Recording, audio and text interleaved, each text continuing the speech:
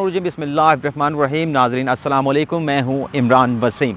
नाज़रीन, आज की इस वीडियो में हम मुख्तलिफ़ मौज़ूआत पर बात करेंगे, मुख्तलिफ़ इशूज़ के ऊपर बात करेंगे।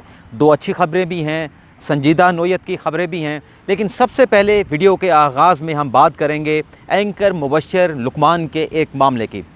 उन्होंने कहा कि वो एक इशारे के ऊपर खड़े हुए थे, एक नौजवान उनकी गाड़ी के पास आके खड़ा हो गया और उस नौजवान ने, मुबश्शिर लुकमान ये कहते हैं, उन्हें कहा कि तब्दीली की ठंड अब आपको पड़ गई है।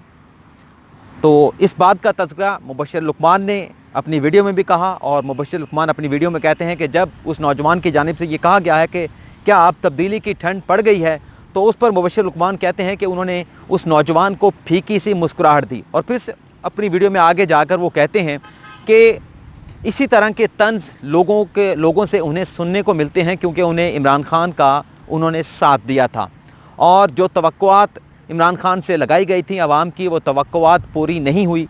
महंगाई और बेरोज़गारी में इजाफ़ा हुआ है। और मुबश्शिर लुकमान आगे चल के ये भी कहते हैं कि आज अगर पंजाब में लोकल बॉडीज़ इलेक्शन कराए जाएँ तो नवाज़ लीग जो है वो पंजाब में क्लीन स्वीप करेगी। नाज़रीन, जहाँ तक मसाइल की बात है, अगर हम इस वीडियो में अपनी बात करें तो ज़रूर मसाइल हैं, मुआशी मसाइल भी हैं, बेरोज़गारी भी ज़्यादा हुई है और उसके साथ साथ लोगों में महंगाई की वजह से भी काफ़ी तशवीश पाई जाती है। लेकिन अभी वज़ीर आज़म इमरान खान एक साल है गो कि उन्होंने बहुत बड़े दावे किए थे, बहुत बड़े लंबे लंबे ख्वाब जो है वो आवाम को ज़रूर दिखाए गए थे। लेकिन जब हुकूमत में आए तो बहुत सारी हकीकतों के साथ वो आश्कार हुए, उन्हें आगाही हासिल हुई, जो कि इक़्तिदार में आने से पहले वो उन बातों से आगाह नहीं थे। शायद यही वजह है कि बहुत सारे मसाइल हल करने की कोशिशों के बावजूद वो उन मसाइल को केटर जो है वो नहीं कर सके।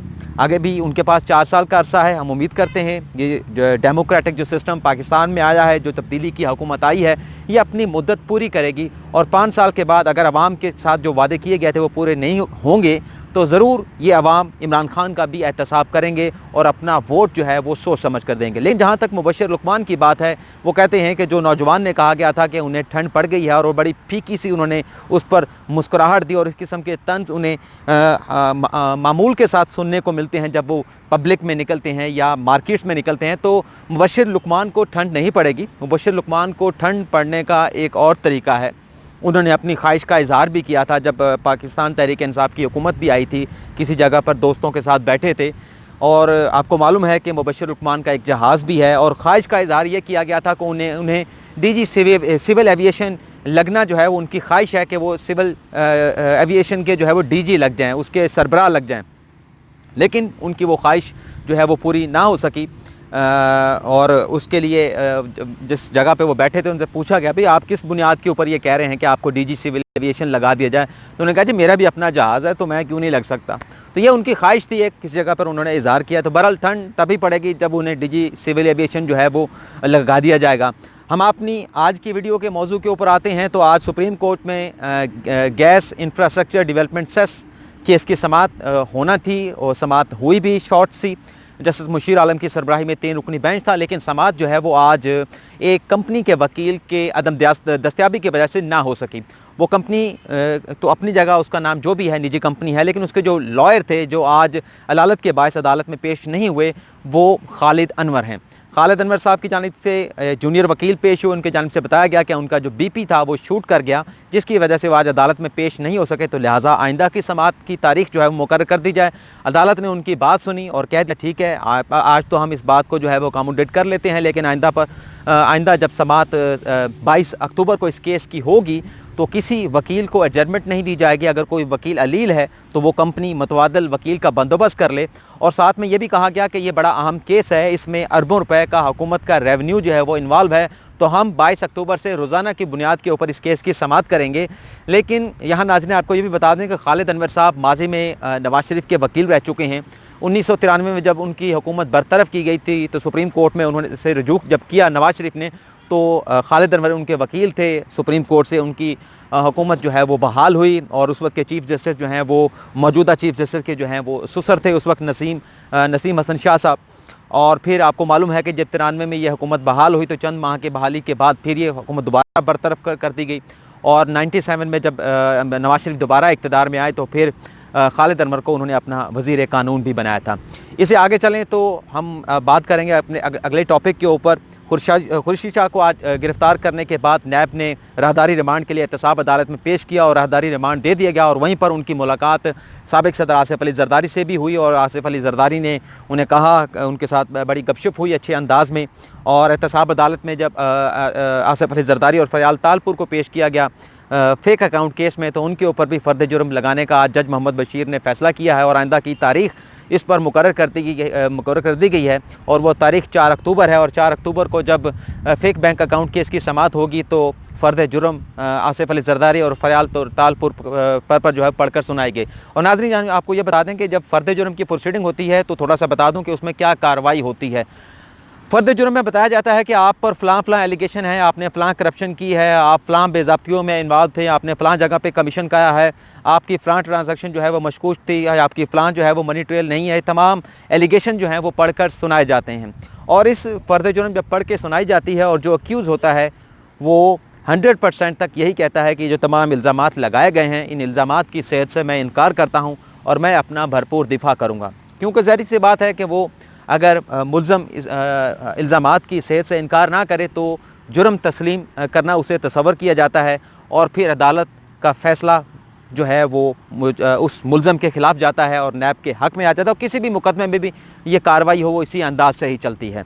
तो 4 अक्टूबर की तारीख़ मुकर्रर की गई है, खुर्शीद शाह का रिमांड दे दिया गया है। लेकिन आज जब ये पार्लियामेंट का इजलास था, खुर्शीद शाह की गिरफ़्तारी के ऊपर अपोजिशन की जानिब से काफ़ी जो है वो एहतजाज देखने में आया कि बहुत ज़्यादा एहतजाज किया गया। पार्लियामेंट के अंदर भी स्पीकर जो डाइस है उसके सामने भी अपोजिशन अरकान ने ठहर कर वहाँ पर एहतजाज किया कि कौमी असम्बली का इजलास चल रहा था, इस दौरान जो है वो खुर्शीद शाह को गिरफ़्तार किया गया है।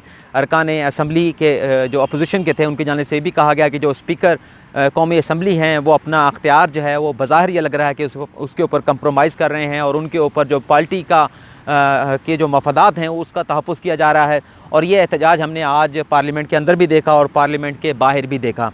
लाहौर हाई कोर्ट की बात कर लें तो आज नवाज़ शरीफ के एक दरख्वास्त, रिहाई की दरख्वास्त थी, उस पर समाअत हुई और जज जस्टिस कासिम खान ने इस पर समाअत करते हुए AK डोगर, जिन्होंने ये दरख्वास्त दायर की थी कि नैब का कानून जो 1999 में बनाया गया था वो ख़त्म हो चुका है और नैब कानून के तहत जितने लोगों को सज़ाएँ हुई हैं वो ख़त्म कर दी जाएँ, कलअदम करार दी जाएँ और नवाज़ शरीफ समेत तमाम लोगों को रिहा कर दिया जाए। लेकिन आज ये किस्सा भी तमाम हुआ और ये दरख्वास्त डिसमिस कर दी गई। बाकी अगर हम आगे चलें जो अच्छी ख़बरों की जानिब, तो उससे पहले हम बात कर लेते हैं कि जैसे कल ख्वाजा हारिस ने कहा था कि सुप्रीम कोर्ट से रिजू करेंगे वीडियो स्कैंडल के मामले के ऊपर। आज सुप्रीम कोर्ट में कोई दरख्वास्त नहीं आई और एक्सपेक्ट किया जा रहा है कि शायद आइंदा हफ्ते में सुप्रीम कोर्ट से रिजू किया जाएगा और जो वीडियो स्कैंडल का जो मुकदमा है उसकी वजाहत जो है वो तलब की जाएगी। अब आते हैं अच्छी खबरों के ऊपर। वज़ीर-ए-आज़म इमरान खान अपने मिशन कश्मीर के ऊपर आज रवाना हो गए हैं। पहले वो सऊदी अरब में क़याम करेंगे, वहाँ पर वली अहद जो हैं सऊदी अरब के मोहम्मद बिन सलमान, उनसे मुलाकात करेंगे, उनकी खसूसी दावत के ऊपर वहाँ पर जा रहे हैं। और उसके बाद वो अमेरिका जो है वो रवाना होंगे और वहाँ पर लॉबिंग फ़र्म की खिदमात भी हासिल कर ली गई हैं। और उसके साथ साथ जहाँ लॉबिंग फ़र्म की खिदमात हासिल कर ली गई हैं, वहाँ पर जो मोदी के जलसे हैं उस पर, वहाँ उन जलसों में पाकिस्तान की जो कम्युनिटी है उस पर किस तरह से एहतजाज किया जाएगा वो हिकमत अमली भी तैयार कर ली गई है। और एक अच्छा साइन जो देखने में आया है कि शहबाज शरीफ मुस्लिम लीग नवाज़ के जो प्रेसिडेंट हैं उनकी जानिब से भी ये कह दिया गया है, जो उनकी वहाँ पर लोग मौजूद हैं जो उनकी पार्टी से वाबस्तगी रखते हैं, कि इमरान खान के लोग जब मोदी के ख़िलाफ़ प्रोटेस्ट करेंगे तो आप भी उसमें शिरकत करें, क्योंकि ये मसला कश्मीर जो है किसी एक सियासी जमात का नहीं है बल्कि पूरे पाकिस्तान का ये मसला है। तो अमेरिका में जनरल असम्बली में वो ख़िताब करेंगे। लेकिन जाने से पहले उन्होंने जो एक अच्छा इकदाम किया है कि कसूर के वाक़े के ऊपर उन्होंने मुश्तरका तहकीकाती टीम जो है वो तश्कील दे दी है। बहुत घिनौना ये वाक़या हुआ था, कल की वीडियो में हमने इसका जिक्र किया था।